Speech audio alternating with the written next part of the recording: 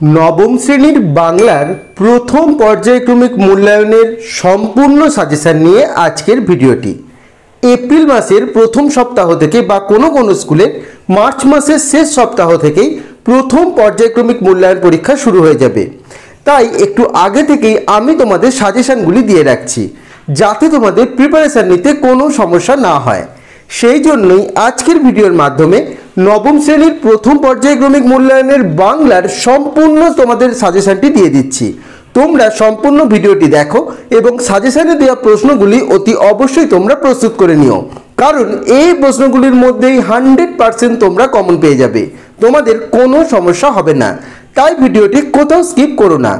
যে প্রশ্নগুলি আমি তোমাদের দেব তার মধ্যে কোনো প্রশ্নের উত্তর তৈরি করতে যদি তোমাদের কোনো সমস্যা হয় আমাকে অবশ্যই কমেন্ট করে জানাবে, আমি সেই উত্তর তোমাদের অবশ্যই তৈরি করে দেব। তো চলো এবার ভিডিওটি শুরু করা যাক। নবম শ্রেণীর Bangla suggestion first unit test বা প্রথম পর্যায়ক্রমিক মূল্যায়ন 2025 পূর্ণমান 40, অর্থাৎ প্রথম পর্যায়ক্রমিক মূল্যায়ন তোমাদের 40 নাম্বার করে পরীক্ষা হবে। বাংলার তোমাদের যে বই রয়েছে সাহিত্য সঞ্চয়ন, তার প্রথম যে পার্টটি ফার্স্ট ইউনিট টেস্টে পরীক্ষা হবে সেটি হলো মুকুন্দরাম চক্রবর্তী রচিত কলিঙ্গ দেশে ঝড় বৃষ্টি। কলিঙ্গ দেশে ঝড় বৃষ্টি এই যে কবিতাটি, এর 1 নম্বরের যে প্রশ্নগুলি তোমরা দেখে রাখবে সেগুলি দেখো। প্রথম প্রশ্ন, কলিঙ্গ দেশে ঝড় বৃষ্টি কাব্যাংশটি কার লেখা, কোন কাব্যের অন্তর্গত? 2 নাম্বার, দেখিতে না পায় কেহ অঙ্গ আপনার, কলিঙ্গবাসী নিজেদের অঙ্গ দেখতে পাচ্ছে না কেন? 3 নাম্বার, কলিঙ্গের প্রজাদের মন বিষাদগ্রস্ত কেন? 4 নাম্বার, শ্রী কবি কঙ্কন কার উপাধি? 5 নাম্বার, ধুলে আচ্ছাদিত হইল যে ছিল হরিত, লাইনটির অর্থ লেখো। 6 নাম্বার, প্রজা চমকিত হলো কেন? 7 নাম্বার, চারি মেঘে জল দেয় অষ্ট গজরাজ, চারি মেঘের নাম লেখো। 8 নাম্বার, কলিঙ্গবাসী জৈমিনীকে স্মরণ করেছিল কেন? 9 নাম্বার, কলিঙ্গ দেশে কতদিন একটানা বৃষ্টিপাত হয়েছিল? এই প্রশ্নগুলির মধ্যে কোনো প্রশ্নের উত্তর যদি তোমরা জানো সেটি অবশ্যই কিন্তু কমেন্ট বক্সে উত্তর দেওয়ার চেষ্টা করো, এতে প্রিপারেশন তোমাদের কীরকম হয়েছে তোমরা নিজেরাই বুঝতে পারবে। 10 নম্বর প্রশ্ন 1 নম্বরের, ভাদ্রপদ মাসে যেন পড়ে থাকা তাল, কবি কোন বিষয়ের সঙ্গে এমন তুলনা করেছেন? এবং 11 নাম্বার, চণ্ডীর আদেশে নদ নদী কী করে? এই 11টি 1 নম্বর প্রশ্ন কলিঙ্গ দেশে ঝড় বৃষ্টি কবিতা থেকে অবশ্যই করে রেখো, এর মধ্যে তোমরা কিন্তু কমন পেয়ে যাবে। এরপর কলিঙ্গ দেশে ঝড় বৃষ্টির ইম্পর্টেন্ট 3 নম্বরের প্রশ্নগুলি দেখে নাও প্রথম পর্যায়ক্রমিক মূল্যায়নের জন্য। প্রথম প্রশ্ন, দেখিতে না পায় কেহ অঙ্গ আপনার, কেউ কারোর অঙ্গ দেখতে না পাওয়ার কারণ কি? 2 নাম্বার, প্রলয় গনিয়া প্রজা ভাবয়ে বিষাদ, প্রসঙ্গ উল্লেখ করে প্রজাদের বিষাদের কারণ আলোচনা করো। 3 নাম্বার, বিপাকে ভবন ছাড়ি প্রজা দিল রড়, রড় শব্দের অর্থ কি? কোথাকার প্রজারা কি কারণে বিপাকে পড়েছিল? 4 নাম্বার, পরিচ্ছন্ন নাহি সন্ধ্যা দিবস রজনী, পরিচ্ছন্ন শব্দের অর্থ কি? কবি এরকম বলেছেন কেন? 5 নাম্বার, চারি মেঘে জল দেয় অষ্ট গজরাজ, তাৎপর্য ব্যাখ্যা করো। 6 নাম্বার, কলিঙ্গে সোঙরে সকল লোক যে জৈমিনী, জৈমিনীকে, কলিঙ্গবাসীর জৈমিনীকে স্মরণ করার কারণ কি? 7 নাম্বার, না পায় দেখিতে কেহ রবির কিরণ, কারা কেন রবির কিরণ দেখতে পায়নি? এবং 8 নাম্বার, ভাদ্রপদ মাসে যেন পড়ে থাকা তাল, কোন প্রসঙ্গে একথা বলা হয়েছে? 3 নাম্বারের এই 8টি প্রশ্ন করে রাখলেই তোমরা কিন্তু কমন পেয়ে যাবে। আরেকটি কথা বলে রাখি, তোমরা কিন্তু প্রতিটি পাঠের বিষয় সংক্ষেপগুলি অত্যন্ত ভালো করে রেখো। পাঠগুলির বিষয় সংক্ষেপ করে রাখলে এই প্রশ্নগুলির উত্তর লেখা তোমাদের পক্ষে কোনো সমস্যা হবে না।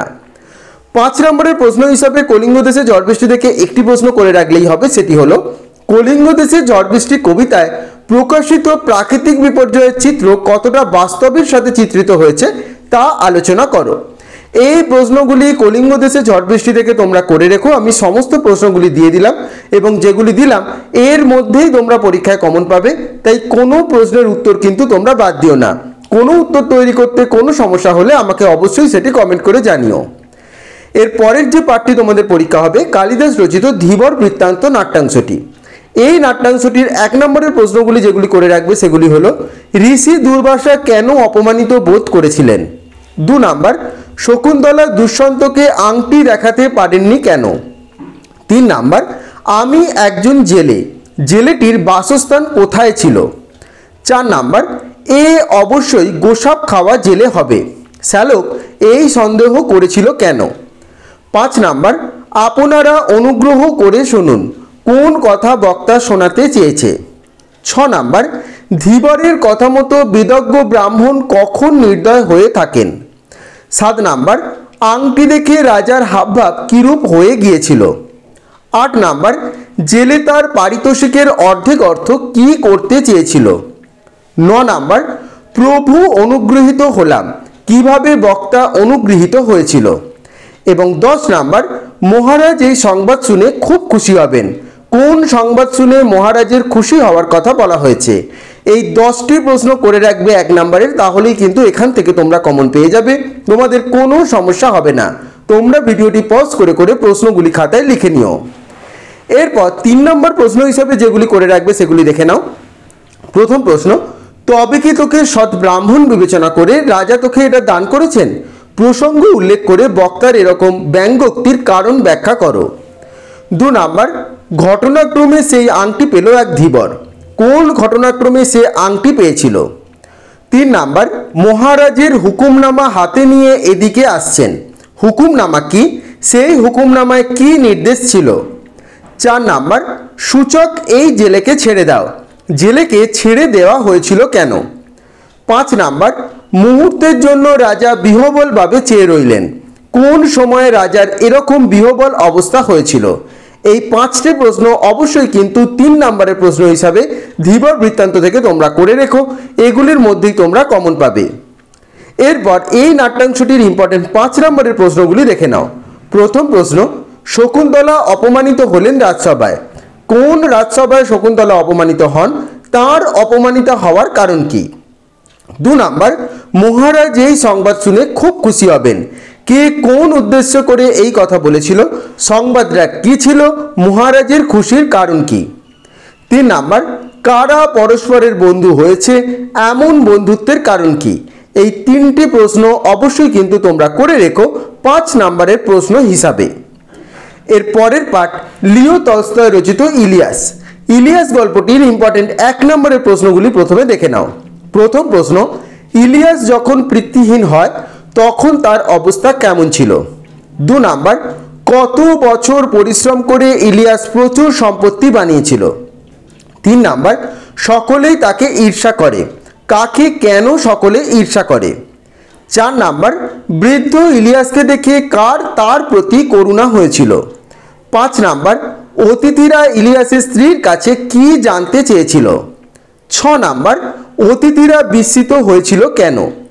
7 নাম্বার, কথা বলবার সময় নেই, কখন কথা বলবার সময় ছিল না? এবং 8 নাম্বার, ফলে সারা রাতে ঘুম ছিল না, সারা রাত ঘুম না থাকার কারণ কি? এই 8টি 1 নম্বরের প্রশ্ন ইলিয়াস থেকে তোমরা কিন্তু দেখে রেখো, এর মধ্যেই কমন পেয়ে যাবে। এরপর ইলিয়াস গল্পটির ইম্পর্টেন্ট 3 নম্বরের প্রশ্নগুলি প্রথম পর্যায়ক্রমিক মূল্যায়নের জন্য দেখে নাও। প্রথম প্রশ্ন, প্রতি বছরই তার অবস্থার উন্নতি হতে লাগলো, কার অবস্থার কিভাবে উন্নতি হতে লাগলো?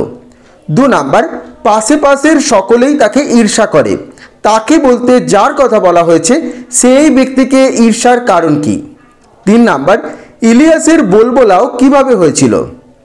4 নাম্বার, দূর দূরান্ত থেকে অতিথিরা তার সঙ্গে দেখা করতে আসে, অতিথিরা যার সঙ্গে দেখা করতে আসতো সে অতিথিদের কিভাবে সেবা করত? 5 নাম্বার, সে একেবারে সর্বহারা হয়ে পড়ল, এখানে যার কথা বলা হয়েছে সে কিভাবে সর্বহারা হয়ে পড়েছিল?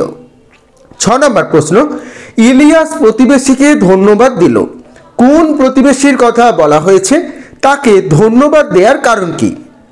7 নাম্বার, এ বিষয়ে তিনি পুরো সত্য বলতে পারবেন, তিনি বলতে কার কথা বলা হয়েছে, তিনি সত্য বলতে পারবেন কেন? 8 নাম্বার, 50 বছর ধরে সুখ খুঁজে খুঁজে এতদিনে পেয়েছি, সেই সুখের পরিচয় দাও। এই 8টি 3 নম্বরের প্রশ্ন অবশ্যই কিন্তু তোমরা দেখে রেখো। তোমাদের আরেকটি কথা বলে রাখি, প্রতিটি পাঠের কিন্তু বিষয় সংক্ষেপ এবং প্রতিটি পাঠ অন্তত একবার করে তোমরা রিডিং পড়ে রেখো, তাহলে এই প্রশ্নগুলির উত্তর তৈরি করতে কোনো সমস্যা তোমাদের হবে না। এরপরে এই গল্পটির 5 নম্বরের ইম্পর্টেন্ট প্রশ্নগুলি দেখে নাও। প্রথম প্রশ্ন, ইলিয়াস গল্পে বৃদ্ধ দম্পতির কি কি বিষয়ে দুশ্চিন্তা হতো?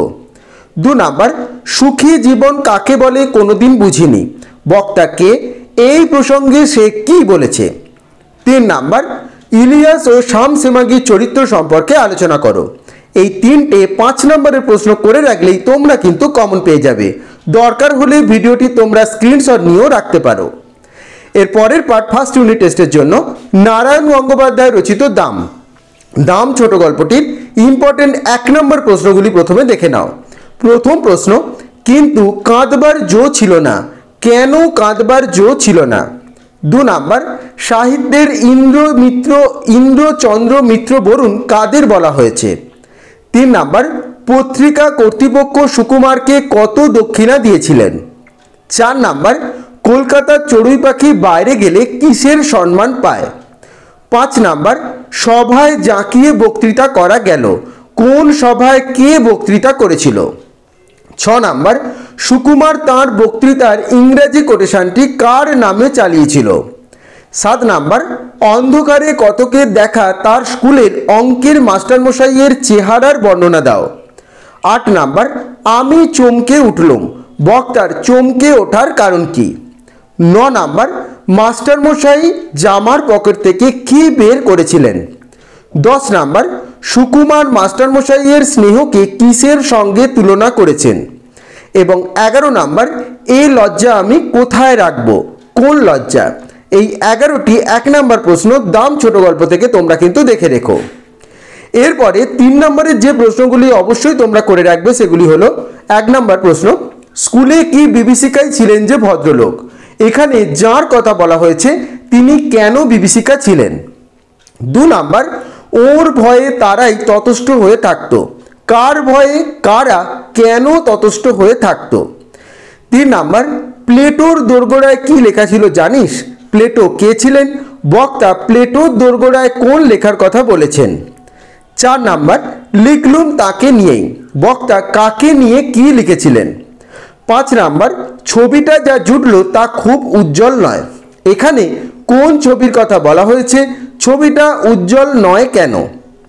6 নাম্বার, মাস্টারমশাই আমাকে বলতে দিলেন না, বলতে না দিয়ে মাস্টারমশাই নিজে কি বলেছিলেন? 7 নাম্বার, আমার ছাত্র আমাকে অমর করে দিয়েছে, বক্তার ছাত্র কাকে কিভাবে অমর করে দিয়েছে? 8 নাম্বার, স্নেহ মমতা ক্ষমার এক মহাসমুদ্রের ধারে এসে দাঁড়িয়েছি, কোন পরিপ্রেক্ষিতে বক্তার একথা মনে হয়েছে? 3 নাম্বারে এই 8টি প্রশ্ন অবশ্যই দেখে রেখো, এর মধ্যে কমন তোমরা পাবেই। এরপরে এই যে পার্টটি এর 5 নম্বরের ইম্পর্টেন্ট প্রশ্নগুলি তোমরা দেখে নাও। প্রথম প্রশ্ন, এই অপরাধ আমি বইব কি করে? এই লজ্জা আমি কোথায় রাখবো? অপরাধবোধ এবং আত্মগ্লানি দূর হয়ে কিভাবে বক্তার আত্মশুদ্ধি ঘটলো তা সংক্ষেপে লেখো। 2 নাম্বার, দাম ছোট গল্প অবলম্বনে মাস্টারমশাই এবং সুকুমার চরিত্রটি আলোচনা করো। 3 নাম্বার, দাম গল্প অবলম্বনে ছাত্র শিক্ষক সম্পর্ক বিষয়ে তোমার মনোভাব প্রকাশ করো। এই 3টি প্রশ্ন 5 নম্বরের প্রশ্ন হিসাবে তোমরা দেখে রেখো। আবারও বলছি, যদি কোনো প্রশ্নের উত্তর তৈরি করতে কোনো সমস্যা হয় আমাকে কিন্তু কমেন্ট করে জানিও। এর পরের যে পাঠটি তোমাদের পরীক্ষা হবে অর্থাৎ শেষ পাঠ, অজিত দত্ত রচিত নোঙর কবিতা। এই নোঙর কবিতার ইম্পর্টেন্ট 1 নম্বর প্রশ্নগুলি প্রথমে দেখে নাও। প্রথম প্রশ্ন, সারা রাত মিছে দাঁত টানি, সারা রাত দাঁত টানা কেমন করে মিছে হয়ে যায়? 2 নাম্বার, তারপর ভাঁটার শোষণ, ভাঁটার শোষণ কি করে হয়? 3 নাম্বার, নোঙর কবিতায় কবির জীবনে নিস্তব্ধ মুহূর্তগুলি কেমন? 4 নাম্বার, নোঙর কবিতায় নোঙর ও নৌকা কিসের প্রতীক? এই 4টি প্রশ্ন নোঙর কবিতা থেকে তোমরা অবশ্যই 1 নম্বরের প্রশ্ন হিসাবে দেখে রেখো, এর মধ্যেই তোমরা কমন পাবে। এরপর 3 নম্বরের প্রশ্ন হিসাবে করে রাখবে প্রথম প্রশ্ন, সারা রাত মিছে দাঁত টানি, মিছে দাঁড় টানি, দাঁত টানাকে কবি কেন মিছে বলেছেন? 2 নাম্বার, তারপর ভাঁটার শোষণ, এই কথার অর্থ কি? 3 নাম্বার, আমার বাণিজ্য তরী বাঁধা পড়ে আছে কথাটির তাৎপর্য লেখো। 4 নাম্বার, নোঙরের কাছি বাঁধা তবু এ নৌকা চিরকাল। নৌকা কেন চিরকাল নোঙরের কাছিতে বাঁধা? 5 নাম্বার, ততই বিরামহীন এই দাঁড় টানা। বিরামহীন দাঁড় টানার মধ্য দিয়ে কবি কি বোঝাতে চেয়েছেন? 6 নাম্বার, স্রোতের বিদ্রুপ শুনি প্রতিবার দাঁড়ের নিক্ষেপে। স্রোতের বিদ্রুপ বলতে কবি কি বোঝাতে চেয়েছেন? 5টি এই 6টি যে 3 নম্বরের প্রশ্ন দিলাম, এই 6টি 3 নম্বর প্রশ্ন নোঙর থেকে তোমরা করে রাখলেই কমন পেয়ে যাবে অবশ্যই। এই প্রশ্নগুলি করে রাখলেই 5 নম্বর প্রশ্নও কিন্তু তোমরা সহজেই লিখতে পারবে। নোঙর থেকে 5 নম্বরের যে প্রশ্নগুলি করে রাখবে দেখে নাও। প্রথম প্রশ্ন, নোঙর গিয়েছে পড়ে তটের কিনারে। নোঙর এখানে কিসের প্রতীক? কবি নৌকা নিয়ে কোথায় যেতে চান? কবির আকাঙ্ক্ষা এবং আক্ষেপ কিভাবে প্রকাশিত হয়েছে? এবং 2 নম্বর প্রশ্ন, নোঙর কবিতার মাধ্যমে কবি কি বোঝাতে চেয়েছেন তার নিজের ভাষায় লেখো। অর্থাৎ বিষয়বস্তুটি যদি তোমরা করে রাখো তাহলে কিন্তু এই প্রশ্নের উত্তর অর্থাৎ নোঙরের যে কোনো প্রশ্নই লিখতে পারবে। শুধু নোঙর নয়, যে কোনো পাঠের উত্তরই তোমরা সহজে লিখতে পারবে বিষয়বস্তু যদি তোমাদের ঠিকঠাক করা থাকে। তাই অন্তত প্রতিটি পাঠ একবার করে হলেও রিডিং পড়ে নিও এবং বিষয়বস্তু ও বিষয় সংক্ষেপটি তোমরা তৈরি করে নিও। কোনো প্রশ্নের উত্তর তৈরি করতেই তাহলে তোমাদের কোনো সমস্যা হবে না। তাও কোনো প্রশ্নের উত্তর তৈরি করতে যদি কোনো সমস্যা হয় আমাকে সেটি কমেন্ট করে জানাবে, আমি সেই ভিডিও অবশ্যই তোমাদের তৈরি করে দেবো। তোমরা কিন্তু প্রশ্নটি মেনশন করে উত্তরটি জানাবে এবং 1 নম্বরের শর্ট প্রশ্নগুলি যদি তোমাদের জানা থাকে কমেন্ট বক্সে দেওয়ার চেষ্টা করবে। এতে তোমাদের প্রিপারেশন কতটা হয়েছে তোমরা নিজেরাই তা বুঝতে পারবে। তো এটি হলো তোমাদের নবম শ্রেণীর বাংলার প্রথম পর্যায়ক্রমিক মূল্যায়ন বা ফার্স্ট ইউনিট টেস্টের সম্পূর্ণ সাজেশন আমি দিয়ে দিলাম। তোমাদের সাহিত্য সঞ্চয়ন বইয়ের যে পাঠগুলি পরীক্ষা হবে তার ইম্পর্টেন্ট প্রশ্নগুলি, এগুলি এখন থেকেই তোমরা তৈরি করে নিও। ভিডিওটি স্ক্রিনশট তোমরা নিয়ে রাখতে পারো অথবা প্রশ্নগুলি খাতায় লিখে নিয়ে উত্তরগুলি তোমরা তৈরি করে নিও। সাজেশনের কোনো প্রশ্ন কিন্তু বাদ দিও না, প্রতিটি প্রশ্ন তোমাদের জন্য কিন্তু ভীষণ গুরুত্বপূর্ণ। তো আশা করছি আজকের ভিডিওটি তোমাদের ভালো লেগেছে এবং আজকের ভিডিওর মাধ্যমে নবম শ্রেণীর প্রথম পর্যায়ক্রমিক মূল্যায়ন বাংলার সম্পূর্ণ সাজেশন তোমরা পেয়ে গেলে।